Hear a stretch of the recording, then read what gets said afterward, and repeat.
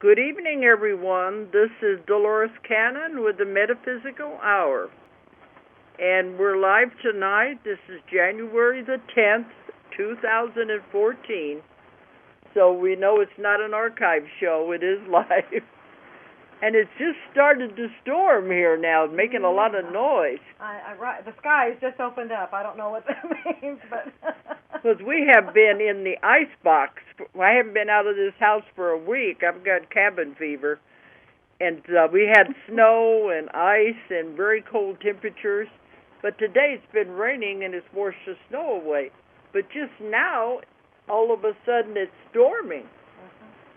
And I can hear it on the skylight, so I hope it doesn't interfere with the show anyway. We got a lot of psychic energy out here. Okay, but I have a special guest tonight, and her name is Carol Pate, and some of you may know her. She's a very famous psychic.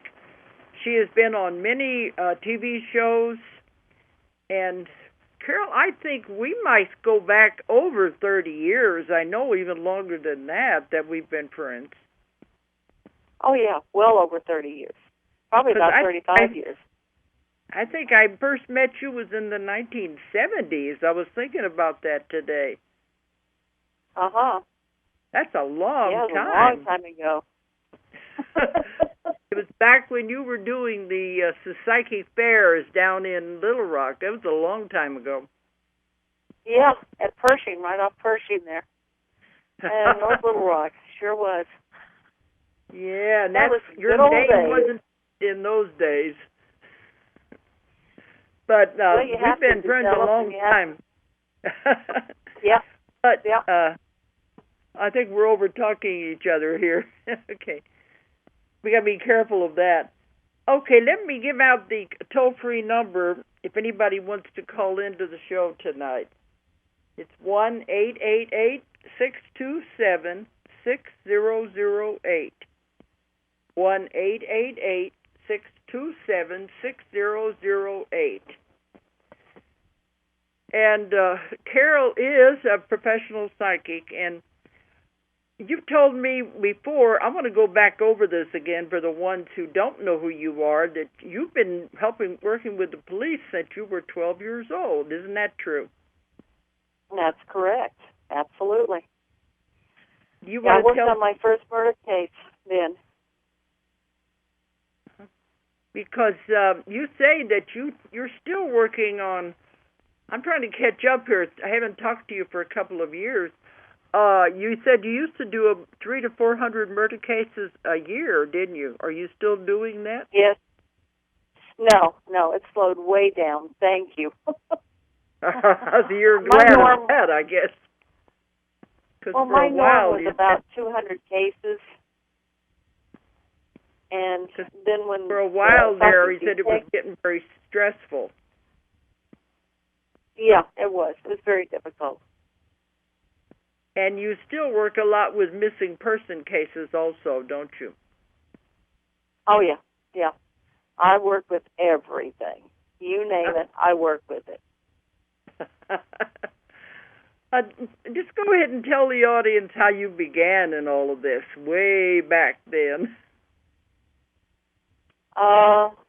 When I was 12, there was a classmate who disappeared. His name is Harry Lance. And the police came to see me at my home and told my parents they wanted to talk to me. And they took me outside and they said, we think that Harry came to see you. And they handed me his picture. Well, when they handed me his picture, I started flashing, and I saw that he was hunting in the pasture with a Hispanic boy. And I saw the boy carrying a rifle, and the boy tripped, and the rifle went off and shot Harry in the back. And I told him that he was in the back of where he lived in the pasture, and that they were going to have to search the area. Well, they did, and they found him, and all of that was true. The boy did accidentally trip and fall and shoot him in the back. So I got a little bit of a reputation, which is tough for a 12-year-old. Mhm. And then when I was about 16, I broke a drug and prostitution, 5-state drug and prostitution ring with the FBI. And then when I was 21, I got one of America's 10 most wanted murderers. So it was kind of fun. You really started out young, though. Well, I have a question. I did. You said Sure. the police came to see you and said that they thought Henry had come to see you. Where was that coming from? I mean, surely they weren't thinking psychically, were they? No, and Harry and I didn't get along, and there was no way in the world he would have come to see me. I didn't like him. He didn't like me. But I had developed a reputation in school for knowing things that I shouldn't know, like telling my second grade teacher that her husband had left her, but he was going to be back in a week and everything would be all right. You know, little things like that. Oh, okay. So that's why they came to see me. Uh-huh. I think. They never did really tell me. That's strange in and of itself. Yeah. It is, isn't it? Mhm. But I think you really said that. Yeah. Yeah, I think you said even as a little girl before that, though, you always were psychic, weren't you? Oh yeah, I saw spirits always. I would know things always. I was counseling adults when I was 7 years old with their marriages, no less. That was weird. So yeah, it was a part of me. I didn't know that I was any different than anybody else, to be truthful with you. But I started learning that I was quite different.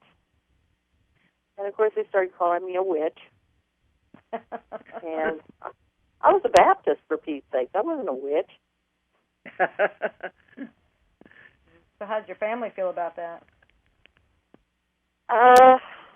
My mother didn't know what to make of me. She didn't know how to deal with me. My father, he beat me whenever something of this kind happened. Later on, he explained to me that his family was Cherokee, that his aunt was a medium, and his other aunt was a clairvoyant, and his mother was an Indian medicine woman, and his grandfather was an Indian medicine man, and he had been really kind of tormented by people because they thought they were witches and warlocks in Tennessee. So he was trying to curb me out of my gifts because he didn't view them as gifts. He thought it would bring unwanted criticism and maybe people would be cruel to me because of it. He didn't realize he was the one that was being cruel. Exactly. That doesn't make any sense. It's sad. It is sad. Yeah, because they're going the opposite direction there. And, of course, it probably turns you against him when they act like that. Well, I always loved my father, and I always had, like, a knowing of why he did what he did. So, no, it didn't turn me against him. I was just really saddened. But the thing was, I never could turn the gifts off. If I could have, I would have. I didn't like being different. Mm-hmm. That's what a lot of people say. They wish they had these gifts, but then, like you've told me before, when you're in the middle of it, you really don't like it. Well, how would you like being murdered and then find yourself being the murderer and feeling what they feel? It's pretty bad. Mm-hmm. Yeah, that's now, what you told me. Thing, you told me when you're working murder cases that you get it from both viewpoints of the one being murdered, the murderer. Absolutely. It's not fun. But if you can catch a murderer, it's worth it. Are there and many bring that do justice that? I've to a never heard family. of that. No, we know other psychics, but I'm sorry, I'm talking over you again. What did you say? No, I just said I couldn't hear you. You're kind of breaking up. Okay, it's probably the storm. I was saying I hadn't heard of that before, of psychics, going into those both sides and like that, both perspectives. Have you heard of others doing that? Is that normal? I mean, not normal, whatever normal is, but do you know of many others that work this way? In truth, I've never talked to somebody else that does what I do. That's what I was thinking. You may be it. The one and very unique. Right. No. I know there are, but I've never been able to sit down and talk to them. We've all been like lone wolves. Right. There probably aren't very many of you, I think. When I was doing psychic detective, they said that they had only found 11 nationwide. Wow. You're a rare. Did several. You're a rare species. Apparently. But that's why you're able to help with the murder cases, because you can get it from the killer's viewpoint too, and help then the victims. You can pinpoint who it is a lot easier. Oh, absolutely. Yeah, I was working a case in Texas, and they took me into this trailer where 5 people had been shot with a double-barrel shotgun. It was really awful. And when I went in and I touched in, I heard the murderer call his wife on the phone. I heard her name. I heard her calling his name and telling her that everything was going to be okay, that he had gotten the money that he needed for them to have their baby. And it turned out that he was the nephew of the man that he killed. So it wrapped up that case really fast. Wow. Okay. I want to tell the listeners, too, that Carol was on court TV for quite a while. The shows was the Psychic Investigator and the Psychic Detectives. Those are the ones, wasn't it? Yes. Mm-hmm. A&E was Psychic Investigator, court TV was Psychic Detective. I was, I guess, one of the first. Yeah, that's literally one of the first. I interviewed with Larry King live for that show. But I didn't talk to Larry. I talked to Nancy Grace. That was really kind of neat. It brought verification. It took the psychic out of the woo-woo, out of the fortune-telling, into how useful and what they could provide, and that the good that they could do. So I was real pleased with that. Right. Yeah. Absolutely. Yeah, they said we got a caller. Let's see what they want. Hello, who is there? Hello, this is Vicki. Hi, Vicki. Hi. Hi, Beck. I have a question. My son Justin, he's 30 years old, but for the past 15 years, he's given me so many problems with drugs and the law enforcement. But, when I was in the hippie days, I gave my parents a lot of trouble, but it was only for a couple of years. And I don't know. He seems to be getting better. He got married, and they're going to have a baby. But I guess I want to hear that things are going to go well now instead of him driving me crazy. And I don't know what this connection is with he and I. Honey, I'd love to help you, but I work using psychometry. In other words, I take a photograph and I touch into it, or a sample of writing and I touch into it, and I can't really give you that kind of information over a show like this. I wish I could, but I can't. I have to be honest with you. So you have... Carol, can she call your office and make an appointment? Sure, absolutely. Do you have something to write with? I do, Okay, it's area code 501 888 8056. Okay, and what state is that? I'm in Arizona. That's Arkansas, Little Rock, Arkansas. Oh, that's right. Okay, Arkansas. Okay, well, thank you I can so much. Thank you, Dolores. Thank you, Vicki. Thank you, Vicki. Yeah. That way, maybe she can send you something, and you can help her that way. Oh, yeah, absolutely. Yeah, I do a lot of that work. I know there's Not so many people out there that have problems, and it's hard to help them all. I know that, but we do what we can anyway. But that's it. I know on the shows that I watched that you were on, they were like reenactments of cases, weren't they? Yes, they were. Mm-hmm. Yeah, and they were really, really cautious to make sure that everything was very, very factual, which I was really pleased about.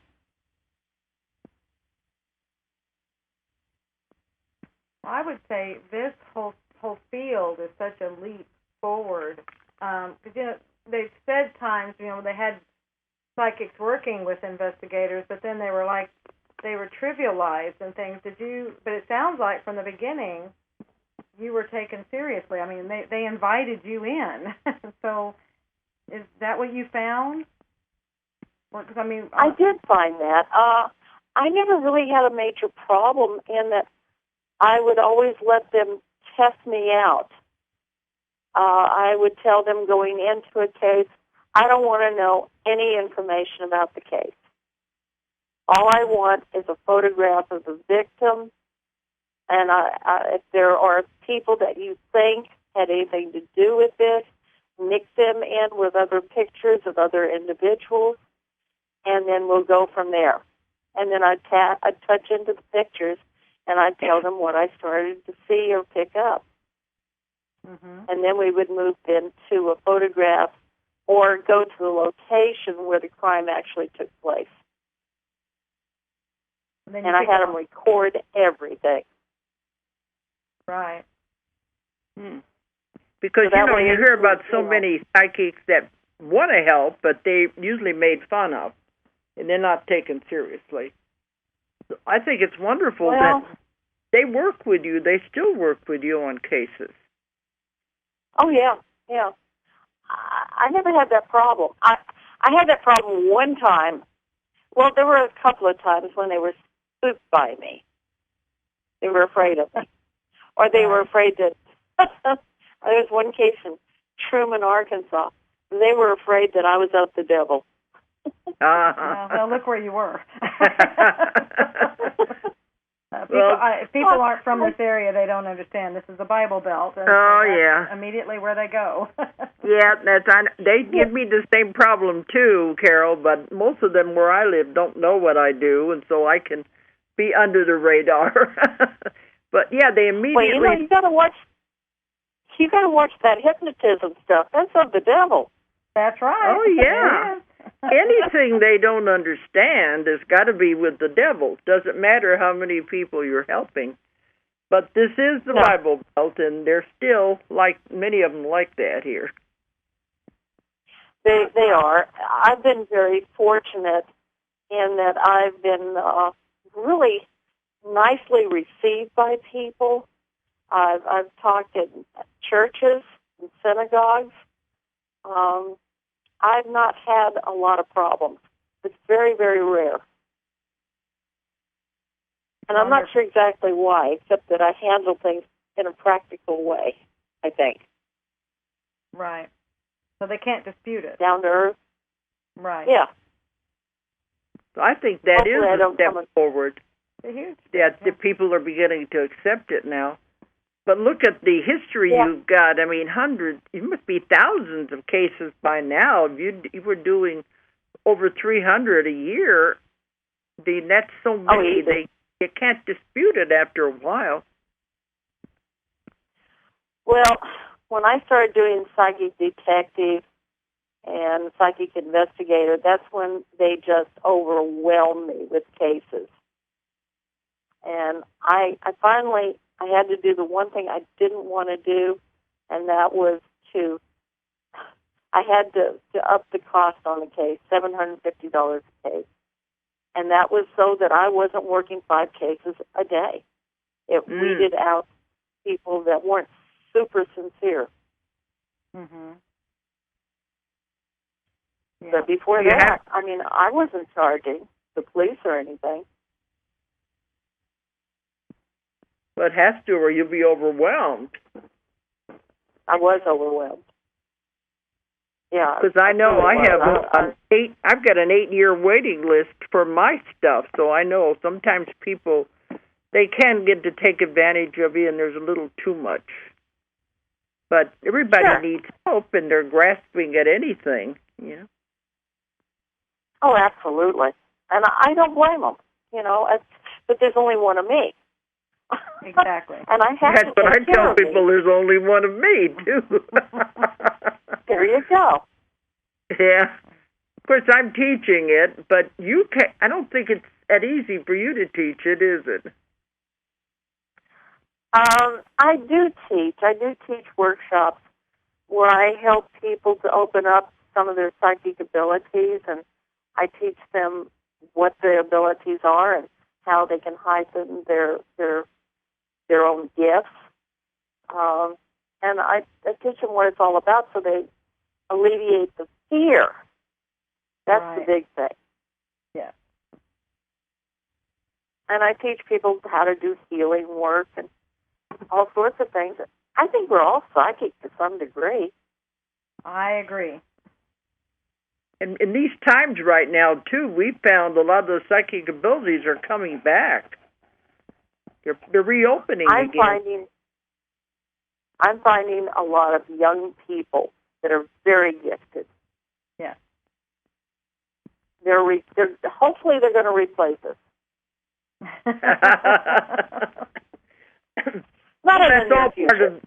It's all part of the changes we're going through right now and the way everything is changing, that they are getting their abilities back and opening up to it.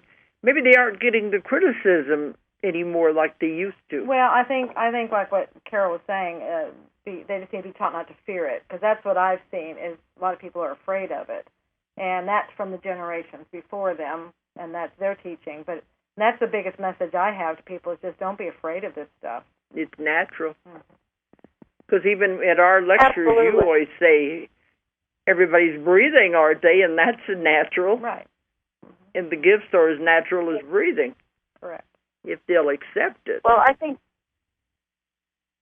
a lot of people were taught that psychic and fortune telling was of the devil, and I try to teach people. I'm not a fortune teller. I try to teach people that we are all psychic, that the devil does not have any gifts to give. He can only twist them, and that God gives all gifts. Mm-hmm. So, especially when you're using these gifts for good, like you are. Absolutely. Well, it's like a surgeon, you know.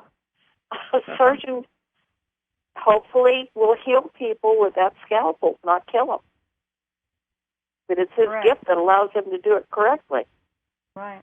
Yeah, but look how many years they burned us at the stake and hung us and all of that. Because they were so weak. I don't think they ever really killed a psychic. No. Very. Boy. Mm-hmm. I'd like to say we're back. Yeah. You didn't get rid of us. We're back. Well, you know, we've been around since the beginning of time. I don't think anything's going to change. Right. Okay. And there was a time that they used to call us prophets. That's right. Yeah. Well, the Bible is full of prophets, and they don't think there's anything wrong with that. Yeah. But it's just that nobody's supposed to do it past the time the Bible was written. Nobody else is supposed to be able to do it. Well, you know, though, I never saw where that was in the Bible. Well, that they weren't supposed to do it? That's right. Yeah. No, it's not there, I don't. It's not there. No. In fact, I found places in the Bible that I quote to people where they say you should be doing these things. Absolutely. Christ said, what I do, ye shall do in greater. Yeah. I can show them the verses in there where they said we should be developing our psychic abilities. But, in addition to all this other work, and you've got your plate full, you've also done psychic work all over the world, too, haven't you? Yes, ma'am, I have. I want to fill the audience in on the wide scope that you have, that you've been doing. Where do you want to talk about? Because Carol has traveled to Egypt, and you've been down under the Sphinx paws, down into the tunnels there, haven't you? Actually, no. They never opened up those tunnels. They opened up the tunnel that led to the tail of the Sphinx, but they refused to open up the other layers. There's like 9 chambers under the Sphinx. Mm-hmm. And the major one is underneath the right paw of the Sphinx, and it runs about 200 feet down.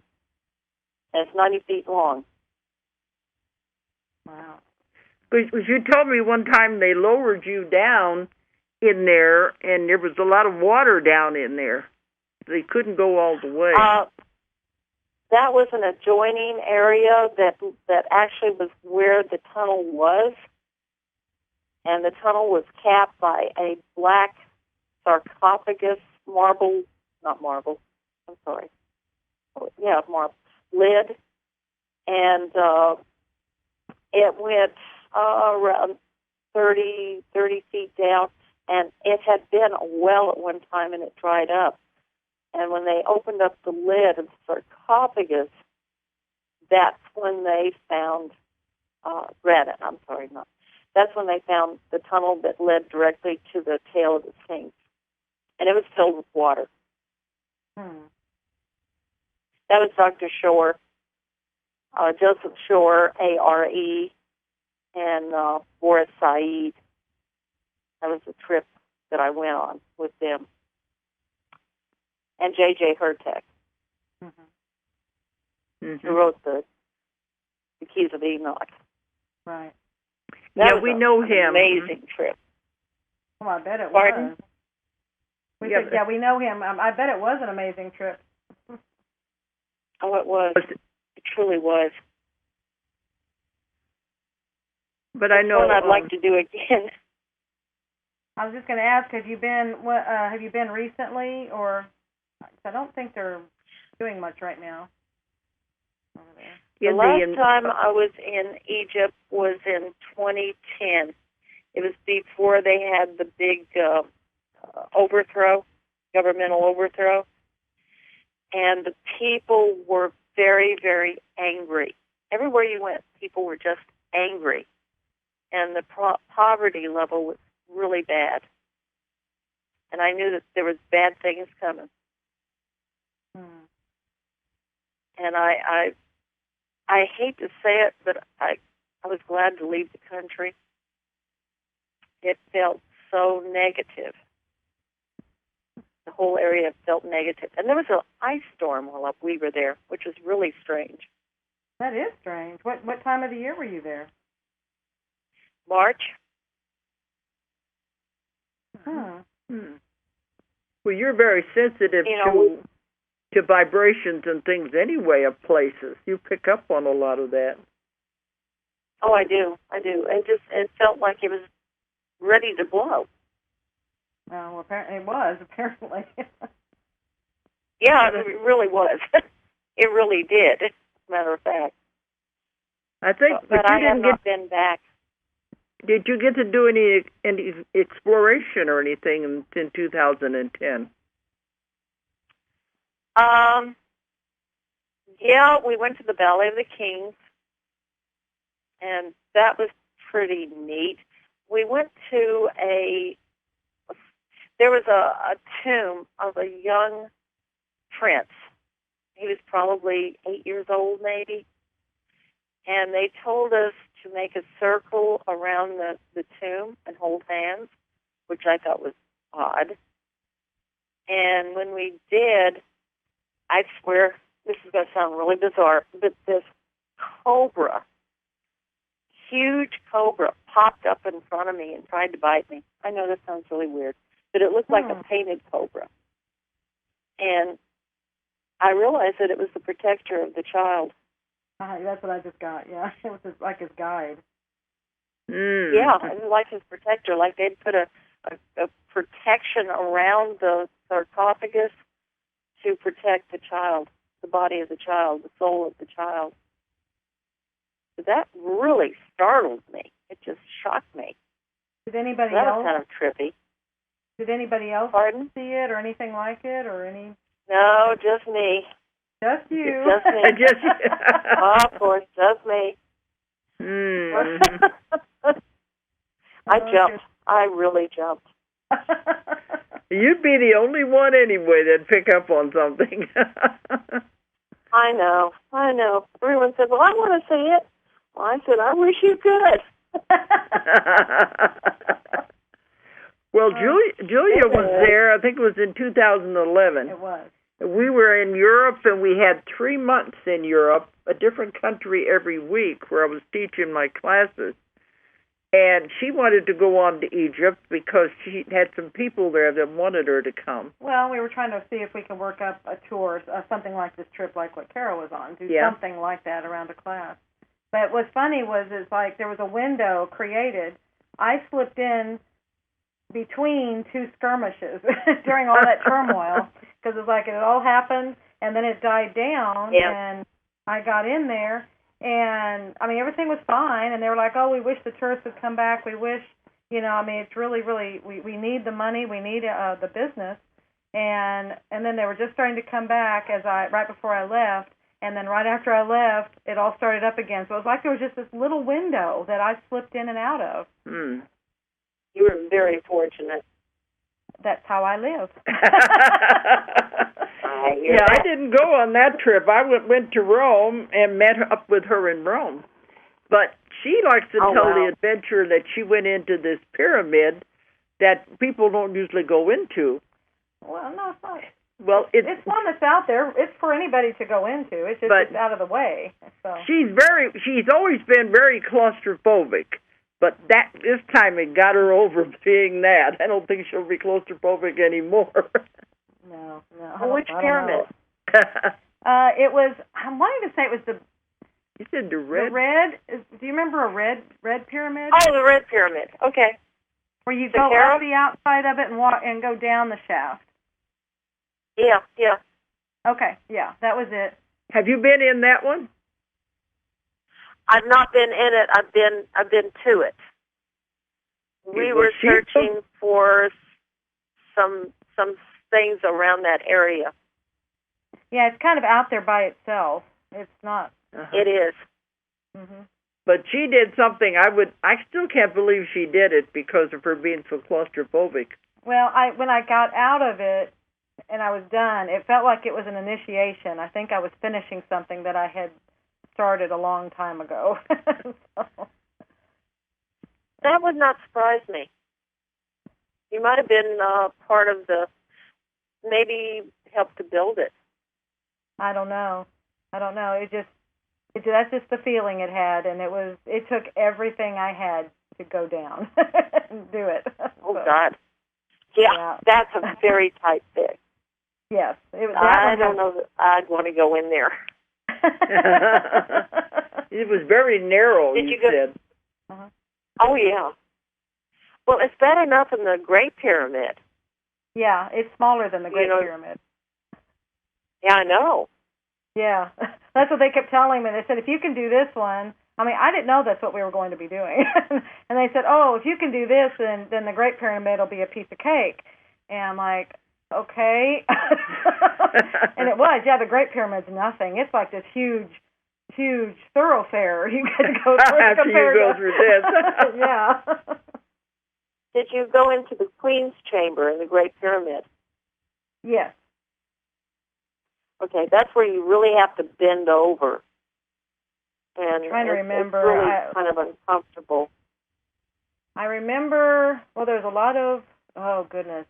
It's funny how, and there were a lot of people in there. That's what I don't like. The Red Pyramid, there weren't many people, so I had privacy, which is what I needed to go through that. The Great Pyramid. That's because nobody wanted to go in there. It's too skinny. The Great Pyramid, there's so many people, and I'm trying to remember. You know, they had some of the parts closed off, so maybe it was the King's Chamber I went into, not the Queen's. I don't remember. Did you go up, or did you? Yeah, we went up. Yeah, you probably went to the. Yeah, you went to the King's Chamber. That's much more comfortable. It's not really, really bad. The Queen's Chamber is straight ahead. There's like a brown door, and they lock it off. Yeah, it would have been locked and off. It's more I remember there was a part locked off. Tell her the feeling you got when you were in there, though. Oh, yeah. When I got in that pyramid, the first one, not the Great Pyramid. The Great Pyramid didn't really have. It was too many people there.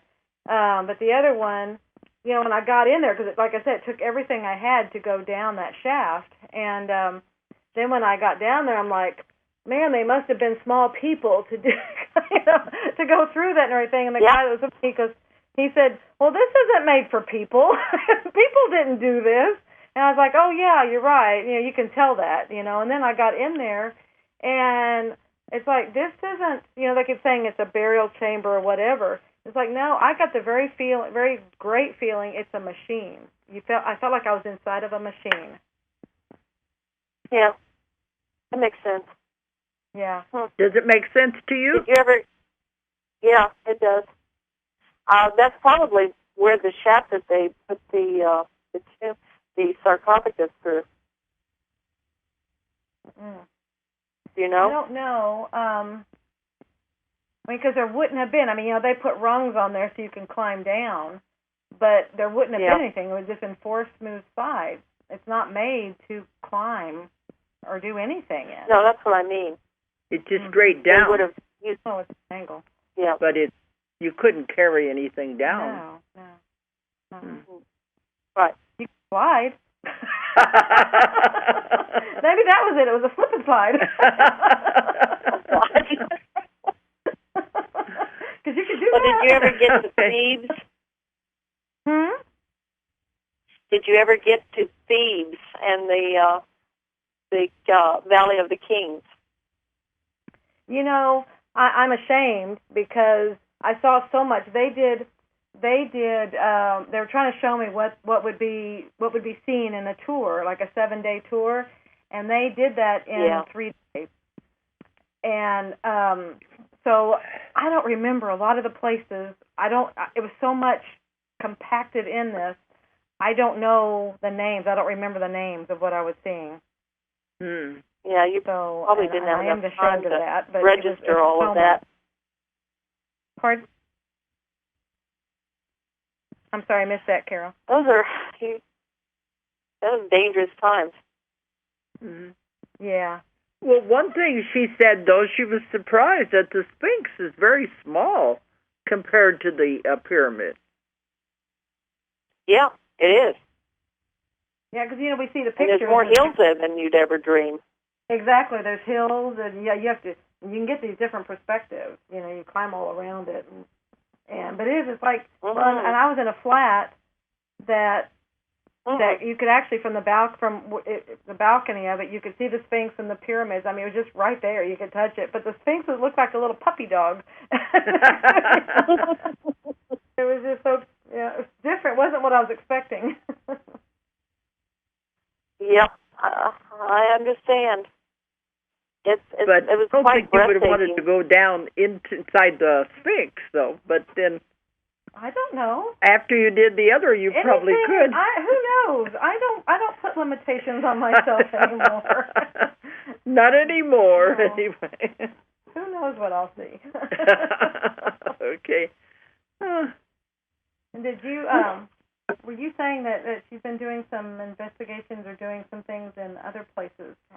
Yeah, where was it was it China, about they had you find the Shogun's treasure? No, the Shogun's treasure was in Japan. Japan, I think it's either China or Japan. Japan, okay. Yeah, we just got back from there. It was like $2.5 billion worth of gold that Shoguns had hidden because there was a civil war that took place in Japan, and the people overthrew the Shoguns. So they hid the gold. And they brought me there to try to locate the gold. And, of course, the gold had all kinds of curses and spells put on it by the priest. They brought me right in the middle of all that mess, and they never told me a thing about what I was doing or what I was looking for.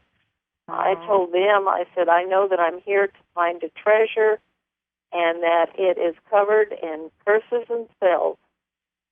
And they went, yes, ma'am. That's all they would tell me. Okay. And? We did locate the area, though. Okay. And they were going to try to uncover the treasure, and there was a gigantic earthquake. Oh, wow. And so it didn't get uncovered, and they were afraid to do anything with it. And I told them, I said, when you try to take that treasure out of there, there's going to be a huge catastrophe that will put a stop to it because they don't want it moved. Right. And sure enough, that's what happened. Yeah, that's part of the guarding that's on it. The protection. Yeah. Right. Yeah. Absolutely. Oh, wow. They're not going to let it be found. No, they won't let it. They'll let it be found. They won't let it be uncovered. Uncovered, yeah. Because in my work, I found there's a lot of things in the pyramid, too, that are not allowed to be uncovered. There's a lot of hidden knowledge there and hidden records. Yeah. Yeah, right so. Did you ever uncover anything dealing with a disc? With a what? A disc underneath the pyramid? A rift. Disc. No, a disc. The only thing I found is there are tunnels that go all the way down into the underground cities, and there is a whole lot of cities underground. Back further, and they said the entrances are always under pyramids, and I don't know if the entrance was put in first and then the pyramid on top of them or what. But you said you've heard there was a disc down underneath there? Yeah, I've heard there was discs underneath each one of the 3 pyramids. What do you mean I'm by just curious that? if you'd heard anything. No, I haven't heard about that. You mean like a UFO or what? No, not a UFO, but probably placed there by them or part of it. Because when I was working on that, I found out there was a hieroglyphics that had been found, papyrus had been found, that the Egyptians said that they had worked with Pleiadians and various races from the stars. Yeah. And so it's in their records. I'm trying to think of disc. I'm trying to think if you mean like a disc that has writing on it or what? Probably an activating disc, something that would activate. Oh.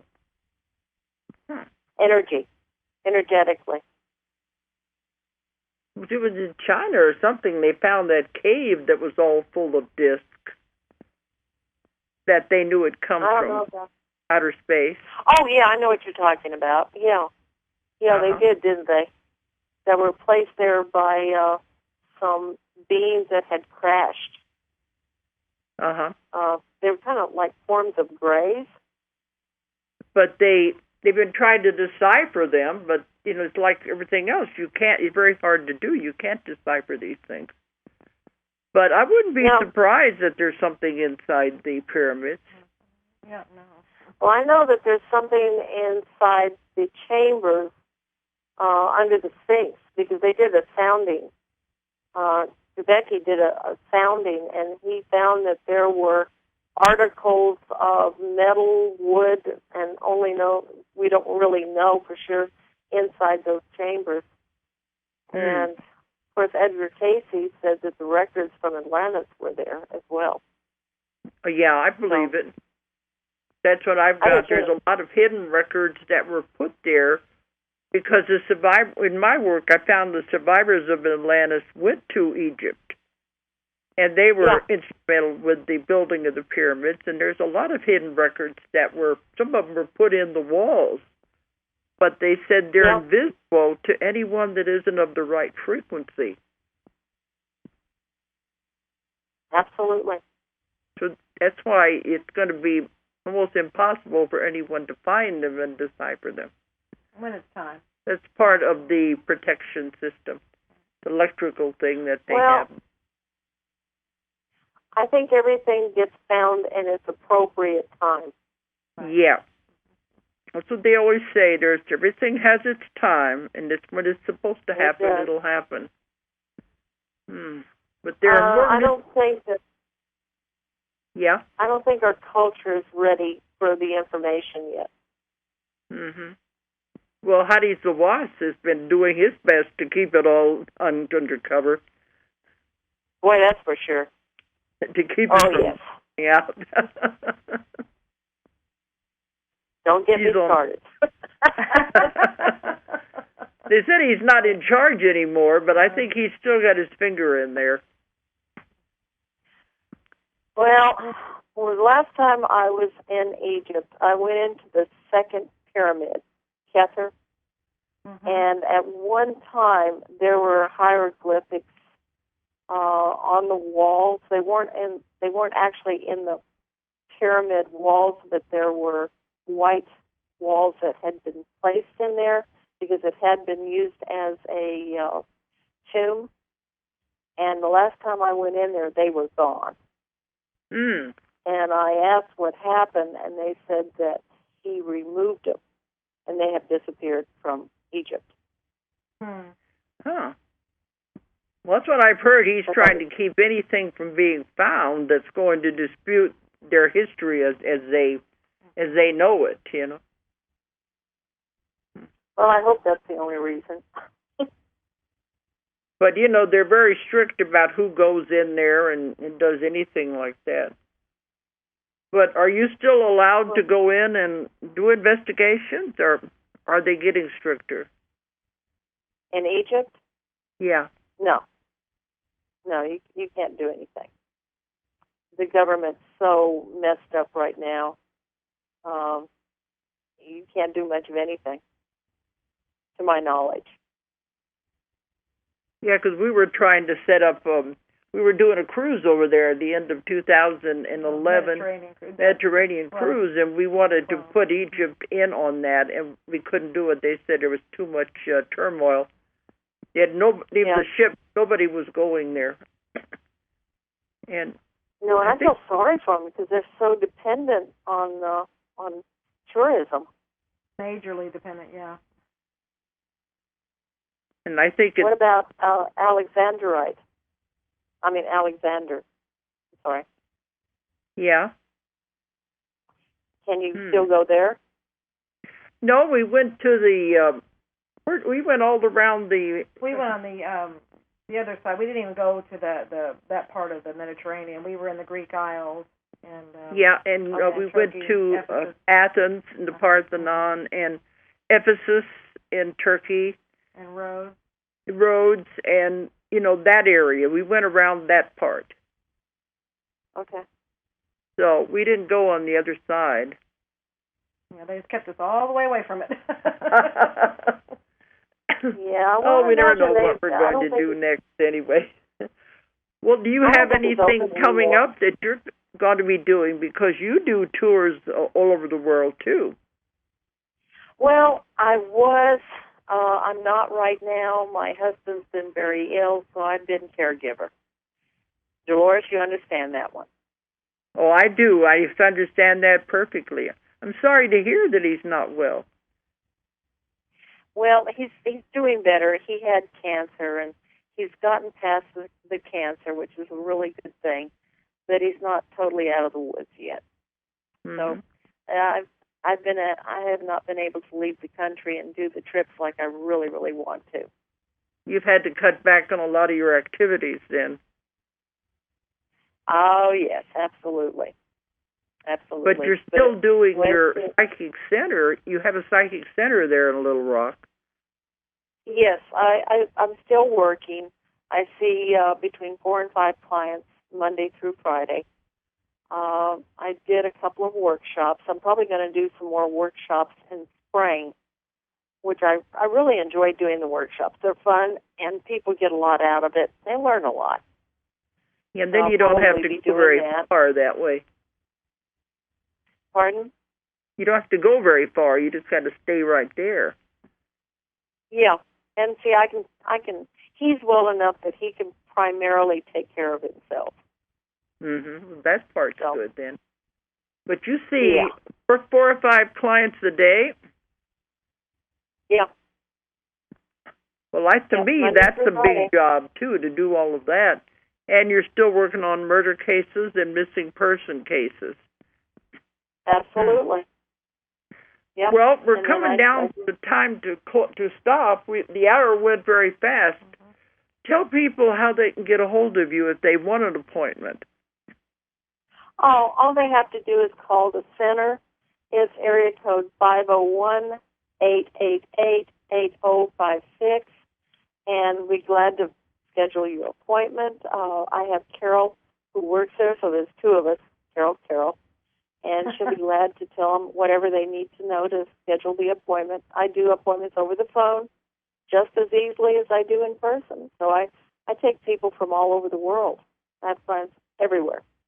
Just so they have something that you can hold and get the vibrations off of.